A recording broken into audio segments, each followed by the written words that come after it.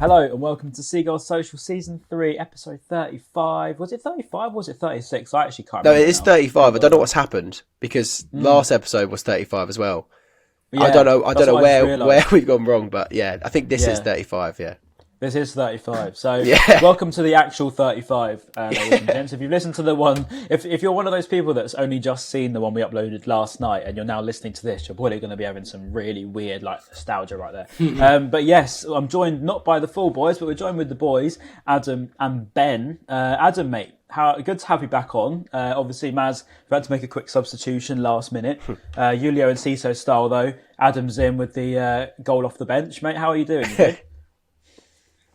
Yeah, mate, I'm good. I'm good after last night. It's nice to be the super sub. I feel like who's a good super sub over this, Brian? I feel like Luar. Oh, look at that! Oh, look at that. right in time. And Ben, mate, how are you? You good? Feeling like death. I think like most people at the moment, I'm ill. Just woke up feeling horrendous yesterday, and it's still going strong, unfortunately. But I'll get over it. But then Brighton's win yesterday obviously made it really, really good for like 5 minutes, and then felt like shit again. But no, it's good to see us high in the league, 4 points off of third place. We are absolutely flying and dreaming of European football still. Do you know what? It's dreaming of, but it's also, I don't know, we're looking at it now. I think it's, you're starting to see it. You're not just thinking it. We are very close to those spaces now. We really are. We got Tottenham obviously on Saturday, but before we get too ahead of ourselves, we need to talk about yesterday. What a great game-ish sort of thing, I guess. You could say it's a great win.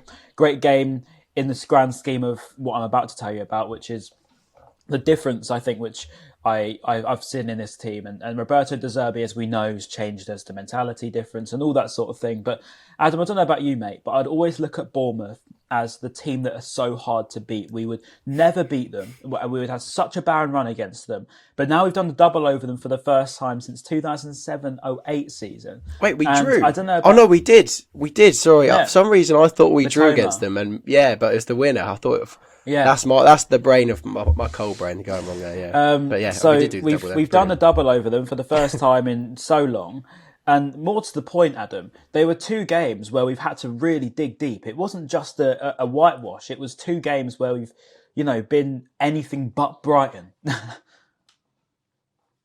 Yeah, mate. I think I completely agree with what you're saying about how Bournemouth is. It was a game I was worried about. Midweek going away to Bournemouth, good record at home. Yeah, it feels like a test, and it feels like a game that in years gone by, we go back to that mentality thing. Brighton maybe wouldn't have lost, but they probably would have dropped points there, and particularly in the context of having to rest players or doing whatever you need to do around this time of year, busy April. I could have seen Bournemouth just, nicking a result somehow. It's so impressive. I did deep down kind of feel like we would get it because I think about what we've been talking about in previous episodes. There is that change in mentality. There's that change in quality for Brighton where I think they're a much more brutal, well-oiled machine where they just go out and they know how to get games done. Such an impressive performance. And yeah, I mean, I've got. I think back to those games against Bournemouth. It doesn't feel like that long ago. Do you remember we had some emergency goalkeeper in for yes, Ali Al Habsi, one game. Like in that 24... Ali Al Habsi, that was it, yeah. I was trying to remember his name. Yes. I remember he was in goal for one game against Bournemouth. I've just got some weird memories. What a memory that is right there. Yeah, I don't know how... Was it like a month emergency loan or something like that? It was like... But he only played for one game. He literally only played for one game. It might have been two. I don't even know. But yeah, I remember Ali Al Habsi. Maybe two. To be fair, I proper rated him back then. I think he was at Wigan, wasn't he, before? Or something like that in the Prem. Yeah, he was. I used to think... Yeah, I remember all the memes at the time. That's very funny. But yes, Bournemouth gives me such horrible flashbacks to Callum Wilson in the Premier League and Callum Wilson in the Championship, but also like Jan Kermagan. I don't know. There's just so many that ring a bell, and I just the Bournemouth was always the one that I was going to be worried about. But Ben, I don't know about you, mate. As we say, the mentality shifted, but the goals were out of the top drawer, weren't they? Oh yeah, it's very, very good. It was just like it's just so clinical as well. I think that the ball for Enciso's goal is incredible. Just gross, like drills it into him, and obviously a very good touch from Julio and Enciso. It's just those sort of goals. Big teams score those sorts of goals. It's just unrecognisable. Like touching on what Adam said about being clinical, and normally we would go and probably flop there and drop points when we need them for like a big period in our club's history. But yeah, we're just unrecognisable. It's so weird to see our team being clinical and scoring goals for fun. It's mental. Just I absolutely just love seeing them celebrate every single time as well. Just hearing the boys scream. Just like seeing Solly March ball out, a player that's been through so much and is still performing at the highest level. One of the best players in the league at the moment. And then seeing even more youngsters coming through in Julio and C7 and Ferguson. It's just such a good time to be a Brighton fan right now. Yeah, I agree. Yeah. And one thing I wanted to say, obviously, we'll start with the first goal because it was a bit of a scrappy start, I think. It's safe to say. We started well and then we sort of let Bournemouth back into it a little bit. Then we scored. The goal itself was Evan Ferguson, obviously. It goes without saying. It's the quality of the finish, the back heel, the ball across from Mitoma as well. It seems like that Japanese man right there is just so... He lives and breathes goals and assists. He's just always on it. And it's 5 goal contributions for him in a row now. First time ever a Brighton player's done that in the Premier League. I don't know about you, Adam, but Evan Ferguson is an elite talent, right? Yeah, I think he's one of the most exciting youngsters in the league. Like it's crazy that we've got him as well, because those kind of like generational talents always seem to be at like the big club academies. So the fact that we seem, or it looks like we've got one, and it feels different to like Aaron Connolly coming through, who was like incomparable, good and banged a few goals. Like, this is incomparable. The man looks the real deal. He's got everything. He can finish. He's got the physical build. He's a big lad for 18. He can play. He knows how to move his body about the pitch. He's got that Glenn Murray dark arts about him as well. I think he's genuinely got everything. And I love that he's playing under a manager like Zerbi, who's more than comfortable just to throw him in. I think one of my reservations about Potter before was like, yes, he did bring through young players and he played expansive football, but I think we would have seen Mitoma on the bench for much longer this season. I think we would have seen Ferguson on the bench for it's good that we're seeing him given the opportunity. And Welbeck came in the last game and played amazingly. And De Zerbi was talking about how brilliant he was. Yet Ferguson's still coming back in, and he has that confidence from the manager. The finish yesterday was insane. Like, it was one of those goals you see Solly March celebrating it before it's even crossed the line. Ferguson seems to just have that instinct to just know where the goal is. It was a great goal all around. Purvis, Mitoma, Ferguson. It was amazing. I know he's we always say he's so young, but like even the way he celebrates, he just like runs off as if it's like second nature to him. It's not like he's still going mental, like it's a pitch me moment. It's like it's almost like his mentality is he knows that he should be playing out that level, and he expects to perform and score goals. So obviously in Julio Ciso scored his first goal and kind of broke down crying, which you'd expect because it means a lot from him and his background, that sort of thing. But yeah, for Evan Ferguson, he's come a long like way, nature. and Ciso as well, isn't he? He's come all the way from Paraguay. He's 18, literally so in miles. Now 19. Yeah, and also Ben, I wanted to say the one thing I've really picked up on about Ferguson's goal was I associated him to being a bit of a powerhouse. A bit of a Erling Haaland-esque striker, very big, tall, strong, quick. Good in the air, good on with his feet, a lot of power in his shots. But it was such a deft finish. It was a bit of skill. Probably, I would say, the only players you probably would have said that could score a goal like that would have been Murray back in the day. But I don't think that we've got a single player that's played for us in this last 5 years that would have even tried to even attempt to do that and come off. Apart from, obviously, Alexis that did it against Borough. But more importantly, someone that is so confident at 18 years old to be able to almost show that he's got more than just one-way street with his game. He's got more to his game, if you know what I'm trying to say. He can score goals pretty much in every way, if you know what I mean. And he probably wouldn't be doing this if he had signed for Liverpool. He probably wouldn't be getting these opportunities in the Premier League. He'd either be on loan in the Champ or on loan maybe at a lower team in the Prem, but I don't know. I don't even think he would be then. I think he might... Yeah, like I said, he'd probably be in the Champ or playing for their under 23s or something. They tend to keep hold of him, don't they, at Liverpool, and then sort of use them in their academy, give them the other chance, and then you see the exceptions like Trent and obviously Fabio Silva, which they signed from the Championship. But it's not like, I don't know, they wouldn't have just thrown him in. They wouldn't have needed to. Yeah, they would have rather signed him from us for 25-30 million instead, and then thrown him in, a bit like Jota, for example, from Wolves, which is always a bit of he's a smart guy to turn down Liverpool and then get his chance earlier and developing a team where he's going to get chances in the first team minutes. And I think, it's hopefully more players will follow suit instead of just jumping at the chance when a Man United Chelsea comes knocking. It definitely feels like it. And I think that, as you say with Ferguson, it's not like a Connolly. It's not even like anything we've seen before. To be honest with you, he's very switched on. As you say, he rightfully rejected Liverpool back in the day, but even now, I don't think that this media hype, the transfers that's obviously going to be swirling around in his brain now, I don't think they will be. I think he's quite good at sort of just taking it as it comes. I don't know about you, Adam, but it feels like, I don't know, he should be pretty well grounded in the next sort of few years, because at the end of the day, he's 18, right? He's not even close to getting close to his peak, or let alone even breaking into that 20, 21, 22 bracket where then you really start to shine as a young player. Completely. I was literally about to make that exact point. He's not even 20. He's not even 21. He's not like, even if he was 24, isn't it? Even if he was 24, we'd still be saying he's quite a young striker. The bloke's 18. Yeah. Like and he's not even like he's in and out of the team and he's kind of get 20 minutes here and there and he's scuffing at a few chances, but you can see he's a good player. The bloke is banging them in the Prem. Yeah. For a team chasing Europe, it's so impressive. And I also like the fact that he, like you say about him being grounded, he seems like he's got his head screwed on. He seems like he's got his dad quite close to him in terms of like making his decisions, and you don't see a huge amount of him. He's got social media, but the bloke's not like posting his story all the time. He's not like, he's not like showing off his life of being a young professional footballer. And he seems to have his head screwed on, and there's definitely a pathway for him here to really become an elite footballer. He's already got an international, call up. He's scored at international level as well, senior international level.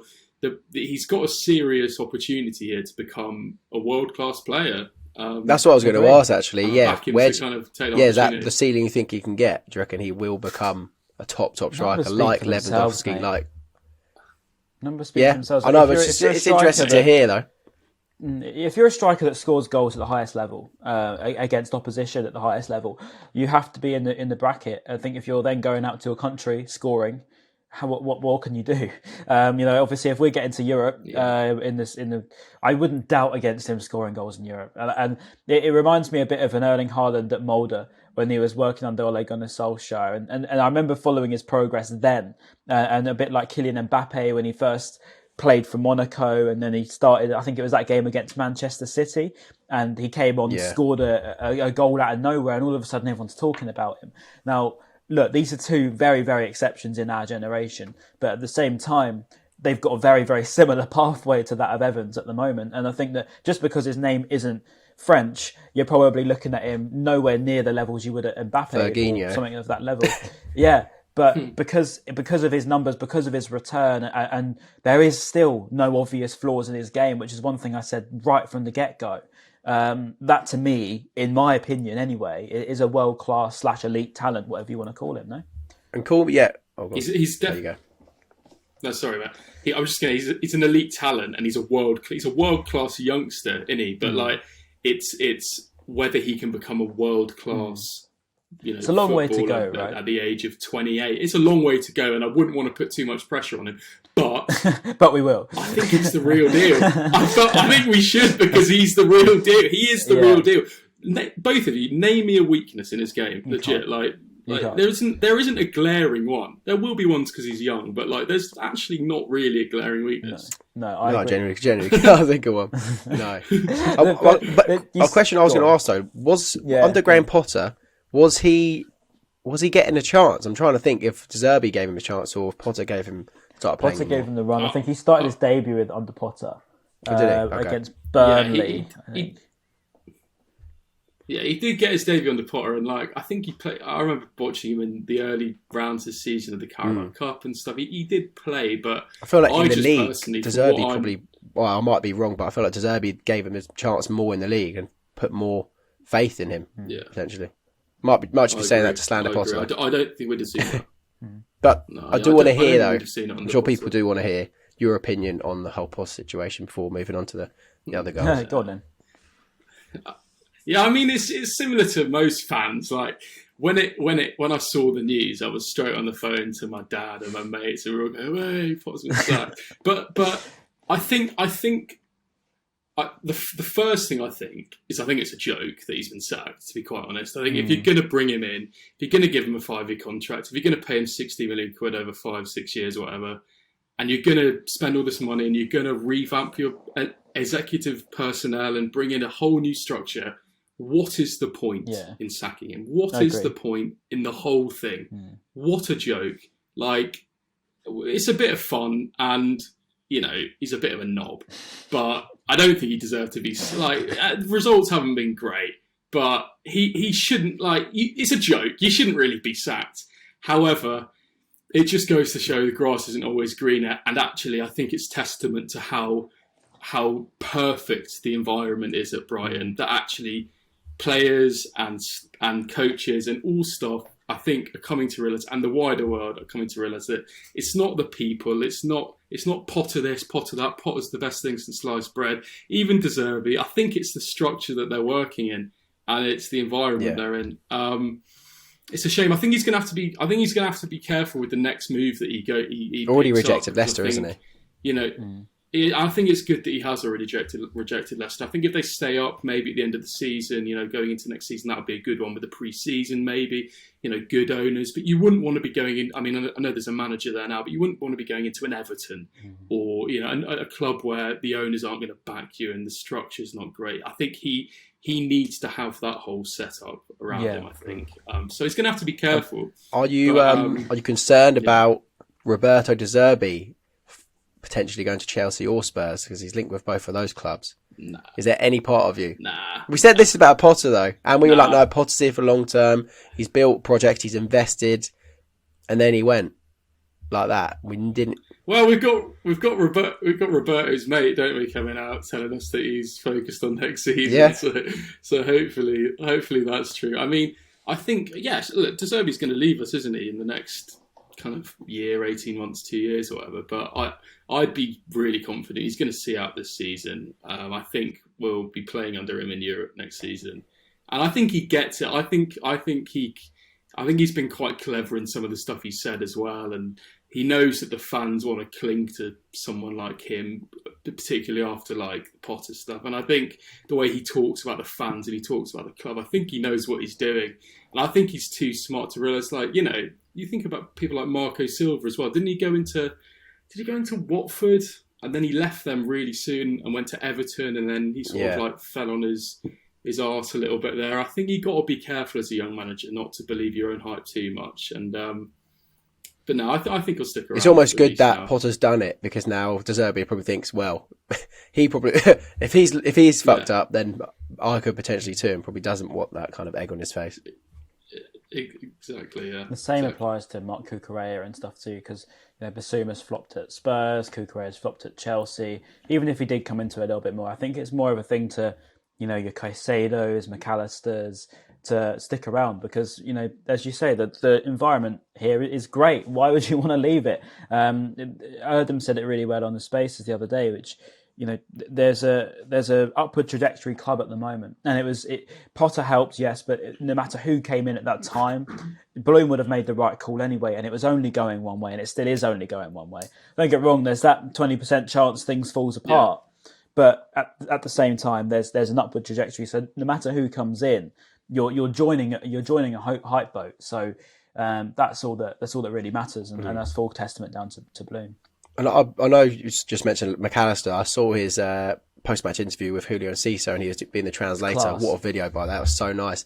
And it broke my heart thinking that potentially he's going to be gone soon, because he seems like the leader in the camp now, because he's got that young talent around him. He even said that he feels like he's the older head and has to guide them and all that sort of stuff.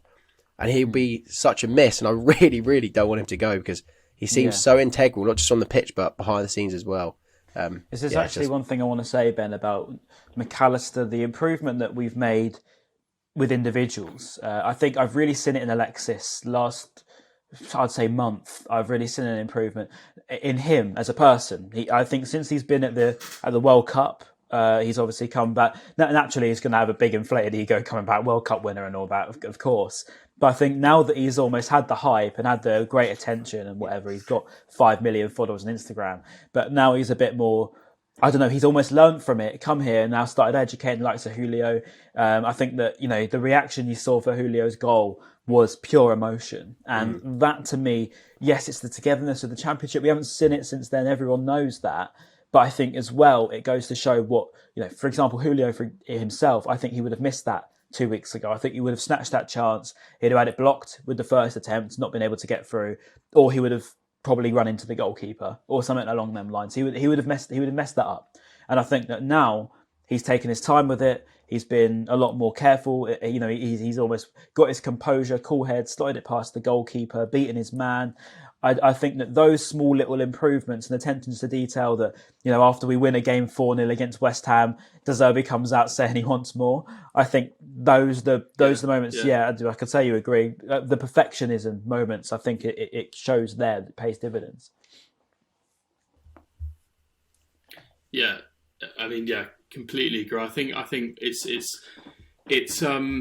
it's going to be tough, I think, this summer as well with players like McAllister and Caicedo, because I think all Brighton fans are resigned to the fact that we're going to lose one minimum, if not both. And that would be one worry, I think, around the kind of where we'd go next. I don't think there are obvious candidates that I think are locked and ready. Nor do I think Ayari's. I don't think Ayari's going to be the person to fill in straight away either. I think. Do you not? I'd be surprised if he was, but I think he's good, mate. Not. I can't imagine straight away. I mean, surely eventually. I think he looked great, when we've seen him. But I think when we lost Basuma, it was kind of obvious. Caicedo had that good 6 months before Basuma went. I would be a bit worried about that, but then I could also see a situation where we keep one of them, like where we lose Caicedo, maybe. I think we'll keep Caicedo. If I'm honest with you, I think we'll keep Caicedo next year. I think McAllister maybe. I think it depends, and this is a question that really applies to both of you. Is if we do get to a European competition, is that more of an incentive for Alexis to stick around? I know that he want to play Champions League. But surely a Europa League team with a club he's been with since 4 or 5 years ago, it must be some sort of pull to want to stick around and even chase Champions League, which we could even get yet this season. I don't know about you, Ben. Yeah, I think maybe if we get Europa League, it'll probably be more of an incentive. I think if we get Conference League, he might go, I'm looking maybe not for me. But I might just be because I've got rose tinted glass, I think, as I'm saying. But I feel like Alexis has the compassion and loyalty to say, let me do one season in Europe with us lot, because we've worked so hard for the past 3 years or so. I feel like he has the kind of personality to stick around and just do that. Mainly for him as well. I'm sure he probably would love to be and experience that season in Europe, and obviously maybe beyond if we keep qualifying. But I don't know. What about you, Adam? Yeah, I think it depends where we finish. I think it also depends what clubs come in for them, to be honest. Because I think if it's someone like Liverpool and they're not in European football, that might be an easier decision to make than if Man City are looking for a Gundogan replacement. That's the only one that fears me, in my opinion. It's the City going for Alexis. That's the only one that gets me. Exactly. Or I could, Arsenal going for Caicedo. I could see that being that. I don't know. I'm a bit cynical when it comes to believing players' kind of passion and love for the club. To be fair, one thing I did love was Alexis put a nice video out for his 100th game, which was quite sweet, and that made me think, maybe you actually do genuinely sort of love the club.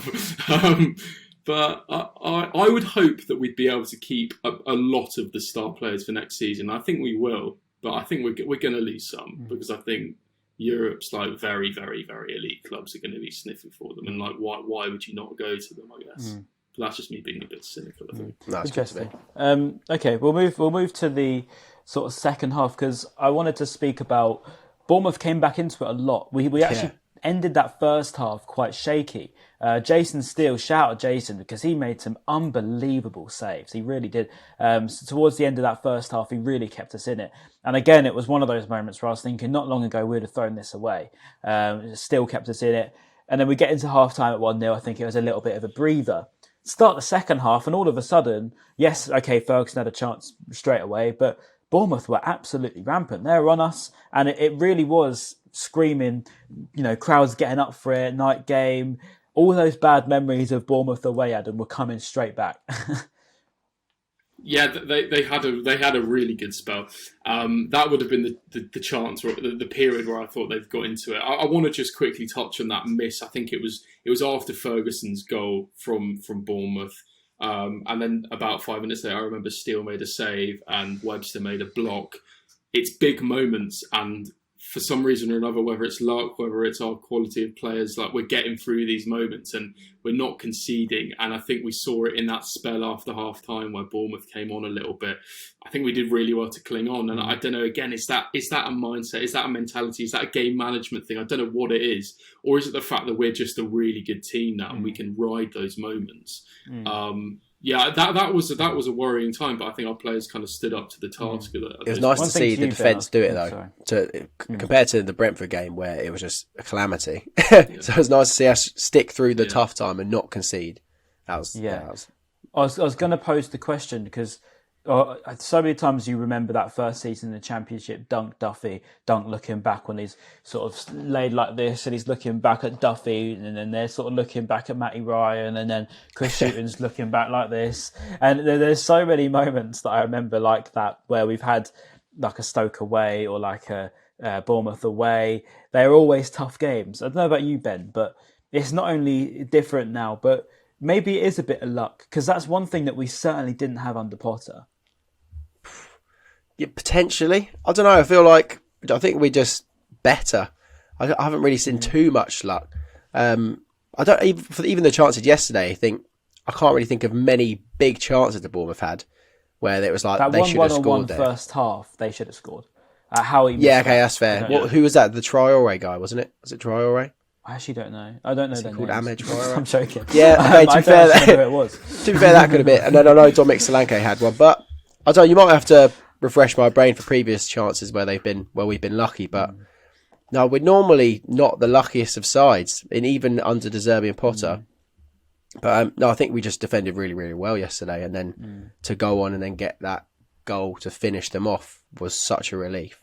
Yeah, I agree. It was a big relief, because it's one thing that we've said this season is that we don't tend to get what we want out of games. We don't tend to get what we deserve.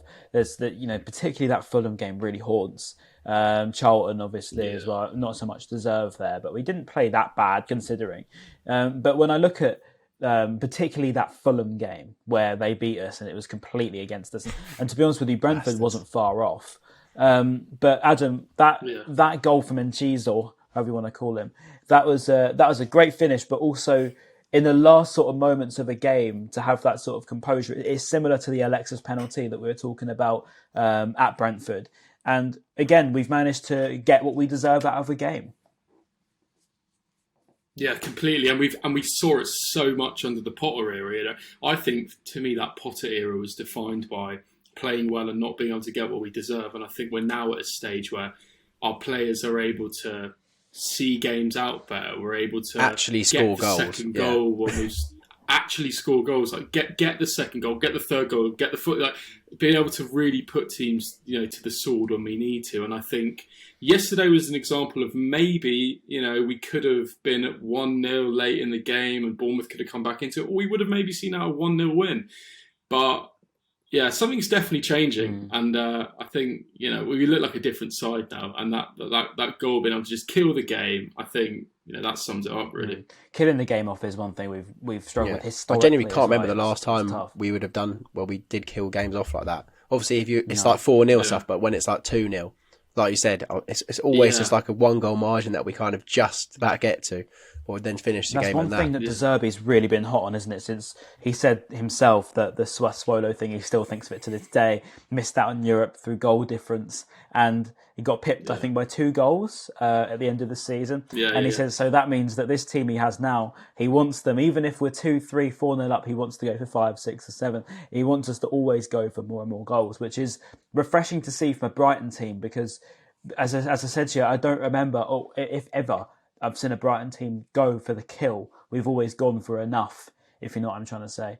But yeah, no, the end of that game was very sort of heart in mouth at times. But yeah, I don't know. There's a way we're riding these waves at the moment. We're sort of surfing through it, and Ciso, as we said already, it's a great moment. And I don't know if you guys saw the way that everyone signed his shirt, and it's such a great little sort of. I think it's one of those we'll look back on and we'll say, that was the team of this era, of this moment, because it's similar to how we did with the knockout situation during the championship. And, we probably haven't really felt that, Adam, like we did then, to have all the players sign in Ciso's shirt for his first ever goal. Yeah, completely. And I think I was listening to Jason Steele's interview. I don't know if was just about to say, I don't know if it was with jumped on Roberto, with, the club or yeah, like he jumped on Roberto, and he alluded to this to something. He was saying there's some backstory to. I don't know why he didn't mention it. Myself, why? I know.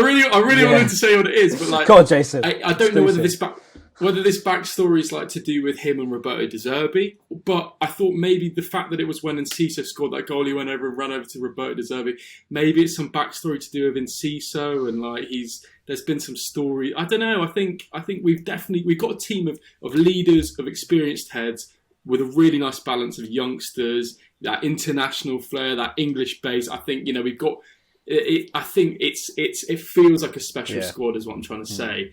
And there's clearly some nice little quirks within it that we don't really know about. Maybe we will in the future.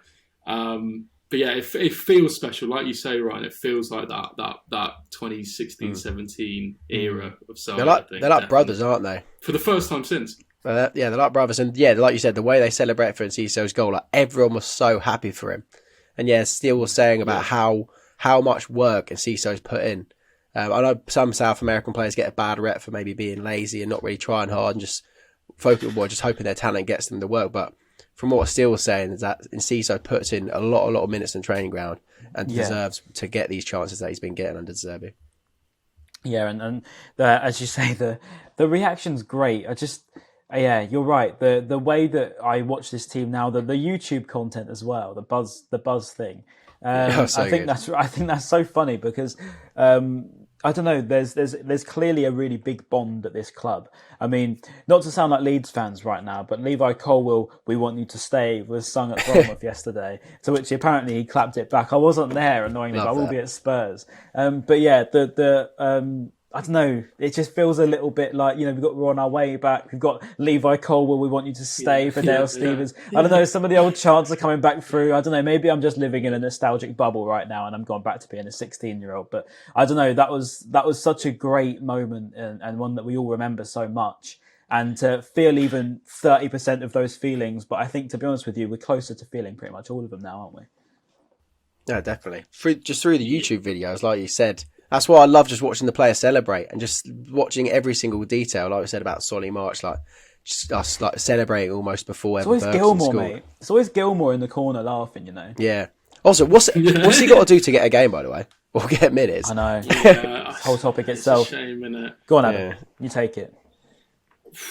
I'll be honest, right? I think he's clearly a quality footballer. You don't play for Scotland in the Euros and get man of the match. You don't have people like whoever it was, Roy Keane or Graham Souness, praising you as much as they do. He's clearly an amazing footballer, and I love the way he plays football. But I've said it to you guys, I think, before. I've said it on my own page. I think he looks a little bit lightweight for the Prem, and I think we lost him in an Arsenal game just after Christmas. We lost Caicedo and McAllister for the Arsenal game just before Christmas, and he came in without either of them. And I think the midfield looked a little bit lightweight when he was by himself in the midfield. I wonder whether De Zerbi's kind of not completely convinced in him. I think maybe he needs I don't know. I think he's a great ball player, and I love the way he receives the ball and he moves into spaces and he can be that pivot, but I think it's the he's trouble. clearly lacking something. Maybe he's a bit too deep for us. He's a bit of a 6 as opposed to, we tend to play with 2 8s now, which almost balances into one can play as a 6. Our midfield's so versatile, and maybe Gilmour isn't that, and he's a bit too far back for it. Maybe. Yeah, that's fair. Yeah, I think that's definitely it. It's a shame because Ayeri's getting minutes ahead of him, which must be a bit of a killer. And I've seen a lot of chat about, like, you know, is Gilmour going to have to get another move? Is he going to have to? I hope not. You know, and that's not. really He's not going to not. want to do that, is he? Like, yeah, I hope not either. And also, going into next season, if we are in Europe, we're going to need a bigger squad, and I think someone like him will prove Alzate as well coming back. Top talent. Alzate, yeah, I love Alzate. Yeah, Moda. Moda. Jesus Christ, I keep forgetting about Moda. Yeah, same. And actually, one thing we'll move on to is Ayari, because I think he has just got it. I think he's very, very good. I see him. He's 19 years old as well. For God's sake, and he's come from Sweden, and we've done it again. Well, Brighton Hove Albion have done it again. They've got another young gem. I don't know what it is about him. He looks very composed on the ball. We've only seen him very few times, but. He screams to me very not Alexis McAllister, Moises Caicedo mould to me. He looks very similar to him, a bit of a blend of the both of them perhaps, but he's very versatile. Looks like he's a bit of a complete midfielder.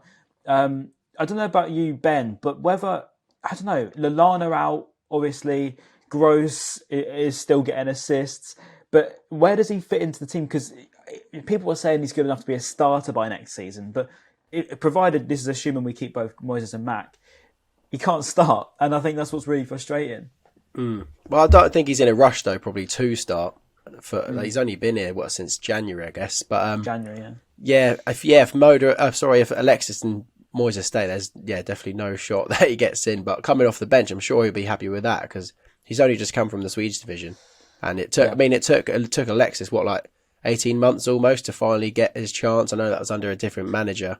But that seems like the way we've been doing it recently. Don't know. Not clue. But it seems like the way that's kind of we've done as a club. But Zerbi's a bit different now, isn't he? He does throw these players straight into the match and straight into the pitch, like Buonanotte as soon as he came on straight away. And he promises these players minutes, like not just behind closed doors, he promises them minutes in public. Yeah, which is nice to see. Like even in his post match yesterday, he was even already admitted that Sanchez is going to be playing against United. But sorry, going back to the question about Ayari, I don't think he does get in ahead of them. He probably will remain a bench player for next season because I can't see if Alexis does go or Moises goes, throwing him in there and banking on him to be the guy. Yeah, I can't see that happening. What about you, Adam? He's got it, hasn't he? I mean, it's clear to see he's got it. What does it mean, though? I don't know, but he does, if that makes sense. He's got it. He's definitely got it. When we saw it. Was it against Grimsby? He came on and tried kick. Second touch ever. Yeah. I mean, that would have been world class if that had happened. But he reminds me of. I mean, you said Caicedo or maybe he reminds me a bit of Enoch, and it's such a shame that we obviously lost him. But I think the mould that we've seen him play in.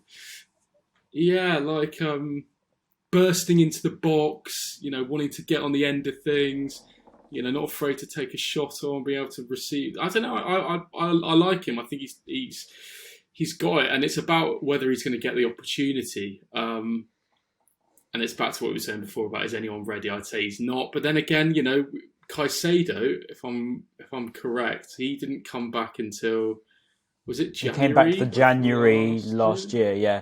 I mean, he was on loan in Belgium, wasn't he? At the bottom of the league. Whatever it was. Yeah, in Belgium, yeah. And he came back and had a really good 6 months, and we thought, is this guy ready? He's failed in Belgium. He comes back, has a really good 6 months, and is ready to tear up the league. He's on Julio. You just never know with players. Yeah, exactly. And he, it might turn out that Ayeri actually is good to go, and he would be able to just fill in and be of the same quality of them. We don't know. I mean, that would be so fortunate. But he does look the real deal. He looks good to go, I think. Yeah, I agree with you. I do rate him. I don't know what it is. I have a real eye for centre mids. I love number 8s. They're probably my favourite position of a player. I love watching the most. I love watching a good midfielder. And Ayari just says to me, I can do pretty much everything that I want you to do, to be honest with you. I don't see a reason why he won't. And to be fair, Enoch's a good shout, because I remember back when obviously Enoch had to retire, unfortunately. Zerbi said that we'd have to replace him because he's too good of a player to lose and not replace. So it does make you wonder if almost he's the Enoch replacement. But not just so much instant, but he's there if you need him. But yeah, potentially, we never know. Ben, it's worth previewing Tottenham. Yes, I've got something to start that actually. I saw a tweet from Tom Barkley going to Spurs preview. Oh, the Sun guy. Is he the Sun guy? Well, I think so. not the Heung-min Sun Yeah, guy, the but yeah, Sun. this is. That was so poor. Actually, no, there was a good joke in a group chat the other day. He was like, I hope Sun's out for Saturday. And I was like, I hope Sun is too, but obviously he spelled the other way. It went down well in the group chat. It sounded it read better, okay? It doesn't sound The one that only a group chat finds funny. No, don't. That's why it kicked me out afterwards. But no, basically, he goes, Brighton have done it again with Evan Ferguson, haven't they? Not sure how many of Spurs' players would get into their starting 11 on their form this season. Kane, obviously. Romero, probably. After that, not sure there are any indisputable choices. I agree. I can't think of, other than Kane, and also a friend of mine who's a Tottenham fan, Simply Spurs. He also said on form, Harry Kane is probably the only one you can say on form that gets into the Brighton team. Is there anyone else in that? Which is mental to say, by the way. I know Tottenham are a shambles. In the Not gonna lie, you're right. I'm thinking about it now. I think you're right. On form, like Son, no. Kulusevski, no. That's right. Yeah. None of them midfield. Yeah. But that's just mental. Madly, I'm saying Solly over Kulusevski. I know. Yeah, I know. fully. It's Fully. Solly But like I am. Well, Solly March over God. Heung-min Son as well. Man for man, even just them. Yeah. Veltman over Pedro. What a Veltman sentence. over Pedro Porridge. I don't know much about Pedro Porridge. No, don't think many people do. He looked good to be fair at Lisbon, and he's shown glimpses. But right now on form, if we're talking about. Oh, this could be madly clipped out by a Spurs fan that's not watching this that finds it. But Well, I'm not going to lie. I but normally go honestly, into these previews thinking, just kind of sitting on the yeah, fence you're and like being Mr. very not cautious. negative, but yeah, you're But Mr. right Sitting on now, the fence, definitely. I'm feeling it. Maybe it's because I've got so many Tottenham mates and that I need to win it. I need this. We need this. But if you're a Spurs fan, like, sit here and like reply in the comments. Tell me who would get it apart from Kane. Who would? Like, if you're going to be a bold Spurs fan and you're going to be completely unbiased, who would? I mean, of course, Son and Kulusevski, they're on their day, top proven, of course. And that's not what we're saying. But we're saying right now, it probably is just it's Kane. just crazy. You're right. But I wouldn't be dropping Ferguson. Oh, no. Yeah, maybe. But what I was saying, don't know. Ryan, I am confident. Kane, I'm confident. How are you best feeling striker about in the it? league. I am as well. I'm going and I'm really excited for it. I wasn't excited for it, weirdly, because it's just getting to Tottenham's a bit of a pain, but I am now. And I think, I am. And I think that we are good at the moment. It goes without saying. We're a good team. We've got great players. We should be going to Tottenham and they're a team really off form. They've got everything going wrong in the backroom stuff, and Levy's upset pretty much everybody at the club. And I think, why can we not be taking advantage of them? We did it against Everton, so that's when they normally do it again. randomly get a result when they've just done a Tottenham bottle job like they did against Everton. They normally then just randomly get a result. But hopefully for us, obviously they don't. But yeah, Adam, how are you? They don't feeling have for a it? manager yet, do they? They still a manager. No, still Stellini and Mason, isn't it? The duo. So still Ryan Mason. Yeah.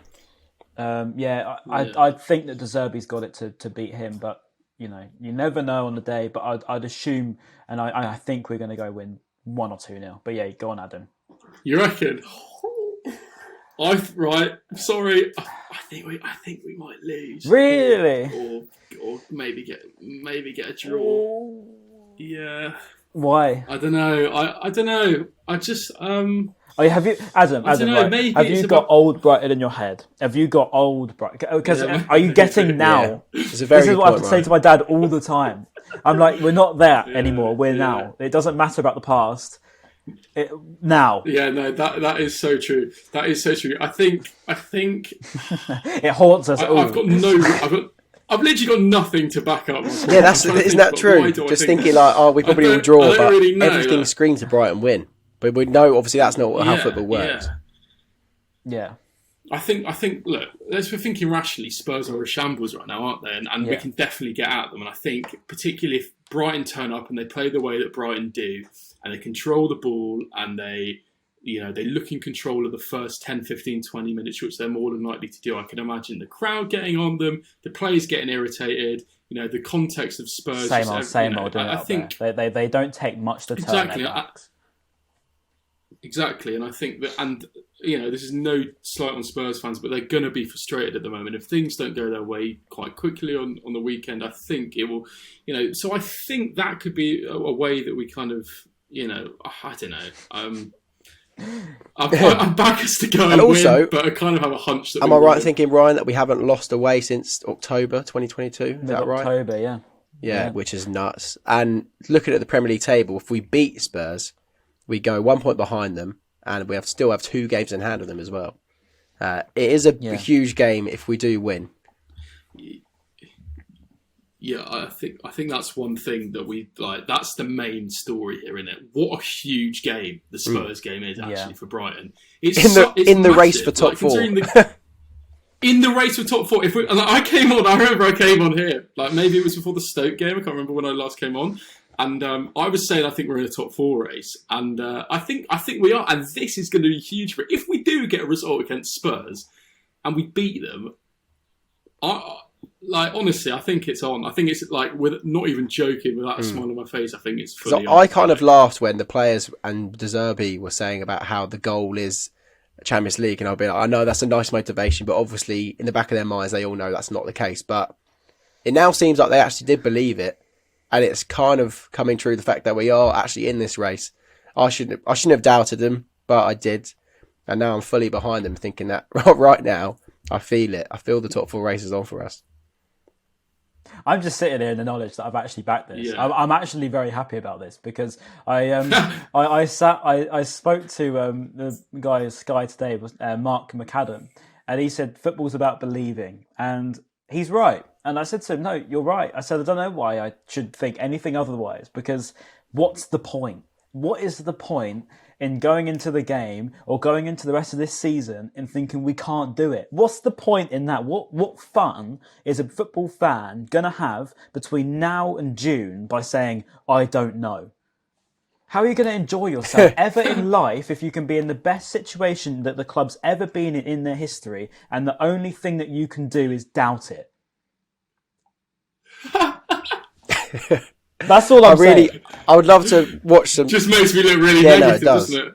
I'll just love I'm to not watch having a go at you. I'm listening saying in general. It's a really weird thought when you think about it, because if you just enjoy it, it's easier. And that's what I did with Bournemouth. I was like, do you know what? I know that we're rubbish against Bournemouth. Our record there is horrendous, but this is different. I believed that on the day, and it worked out. And do you know what? Yeah, we're better than Tottenham. Let's go up to Tottenham, beat them 2-0. They aren't good. They've only got Kane. We are better than Tottenham. We are. And they've only got Kane. They did it against Everton. It's the same old thing. They play rubbish football and they score with Kane from a penalty or a corner or something. And that's all they really seem to do. And if we know that and we can stop that, sometimes against Kane there is no way of stopping him because he is one of the best strikers of our generation. But we are good enough to take apart the rest of that 11. Yeah, as long as the 10 people behind them perform how they have, which is abysmal. Abysmally, sorry. Then we should be fine. So you're saying 2-0. I will say. Maybe when you were saying draw, I was on board with you, Adam. I was thinking draw as well, but I know we're supporting a completely different club now. So yeah, I'll probably say it is. Oh shit! What am I going to say? I'm going to say 1-0. I'm going to say 1-1. Oh, he's so negative now. He's just terrified. He's terrified. I can see it in your eyes, Adam. I'm going to say 1-1 or maybe 0-0. How bad's that? That's bad. The free Sorry, scoring. You don't think we're going to score? Yeah. I just got a feeling, man. I don't know. If we don't score, Adam can come back on after the podcast and tell us what is recent transactions. I'll apologise to all. Yeah. Fair enough. Okay, we'll go with that then. So what are you saying? 0-0 then? I'll say 1-1. 1-1. Okay. All right. 1-1, 1-0, 2-0, maybe 2-1 because I could see Kane getting his little goal. He always seems to. Yeah, he does. He does love a goal against us. So yeah, maybe 2-1 because Kane does score a few against us. So he is a bit of a nemesis to pretty much everyone in the league. Okay, yeah, let's see. I'm fully expecting a lot of diving as well from the English captain again for him to not actually get in trouble. Yeah. And him going up to the referee, right up into his face and moaning again, not getting a single booking. Does it every single time. It drives me mad. Genuinely, if he wasn't an England player, he would be one of the number one players that does my... He really does. Him and Bruno Fernandes, the two players in this league, they are insufferable in my books. They drive me mad. When England come round in the summer, I hate it because I've got to then pretend to like Kane for like a month, and it drives me mad. But yeah, anyway, that was my little rant on Kane over. Sorry. Anyway, thank you all for listening. Make sure that actually there's comments below as well. We need to do. What can we comment below? Something for Julio, surely. Yeah, what was his nickname when we signed him? It was like the jewel, but it was in Spanish. Oh yeah, like the diamond or the jewel or the gem or something. Let me quickly try. Does everyone comment a diamond emoji? The blue diamond emoji. Yeah, nice. Was it Don Julio? Do Don Julio like the tequila? Don Julio. Like the tequila. I think it's tequila anyway. Oh, I don't know. Yeah, I don't Don know Julio. what that is. I've got to be honest. So yeah, Don Julio and then a diamond emoji. Yeah, go with it. If you actually know what that is, because I don't. So I don't think anyone can afford it if I'm thinking of the right thing. It's like very premium tequila. Oh, right. Oh, right. Hang on. Yeah, I think I have heard of that now. I think it comes in like the really long bottles. Yeah. I might chat now, so. Yeah, you might be right, because I thought you were talking about a movie. Okay. Thank you all for listening, watching, subscribing, whatever you've been doing. Make sure you like, subscribe, and obviously get our ratings as well on Spotify and send us some reviews, because we haven't had them in a while. Make sure you check out Adam's channel as well, Seagulls Social, and we will see you probably after Tottenham, after the Easter weekend. So yeah. Top Spur? What's that? What's that? See you later. See ya.